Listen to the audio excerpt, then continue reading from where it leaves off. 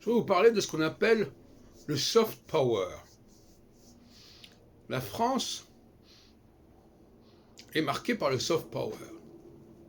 Je ne parle pas du soft power qu'elle a subi, éventuellement, du point de vue des Anglais et des Américains, mais du soft power qu'elle a exercé, et qu'elle a continué à exercer d'ailleurs. Le soft power s'oppose au hard power, si on peut dire. Power. Le mot power, d'ailleurs, venant du mot pouvoir. Excusez-moi, ce n'est pas vraiment un mot étranger. Et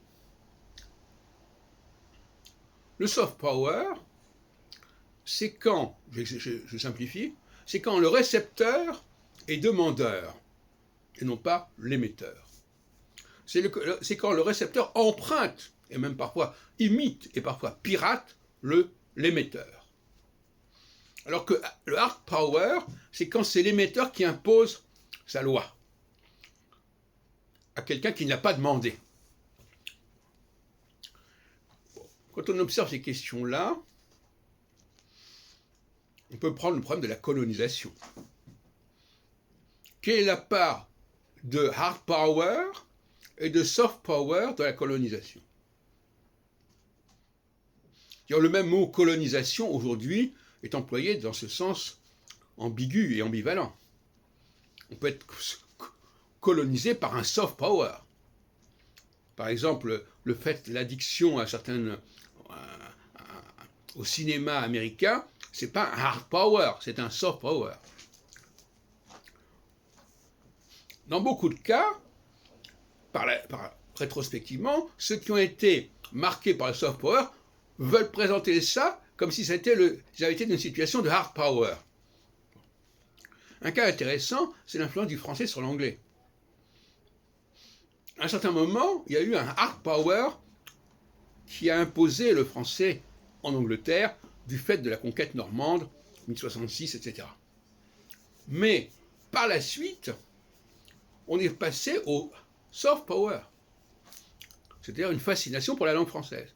Et la preuve en est que le soft power est dans l'imitation pure et simple. Il reprend exactement, et même quelque part, il veut se faire passer pour l'émission d'origine. Le hard power, quand on subit le hard power, on va essayer de limiter les dégâts, et donc on va transformer les choses, on va intégrer, on va transformer l'influence première de façon à ce qu'elle soit plus ou moins méconnaissable. Par exemple, dans ce qui concerne l'influence italienne en français, les mots italiens ont été francisés. Alors que l'influence française en anglais, les mots français sont restés français, en tout cas au niveau de l'orthographe. Qu'ils étaient prononcés différemment, il y a d'autres questions qui se posent. Voilà, donc, le soft power est très difficile à apprécier parce qu'il n'est pas fonction d'une conquête. Mais prenons par exemple le cas de l'occupation allemande en France. Quelle a été la part du soft power et quelle est la part du hard power? Il est clair que dans le cas de Pétain, il y a eu du soft power qui s'est exercé sur lui et dont il a été victime, dont il a été l'instrument. Ce n'était pas simplement une présence militaire allemande qui a joué dans le cas du régime de Vichy.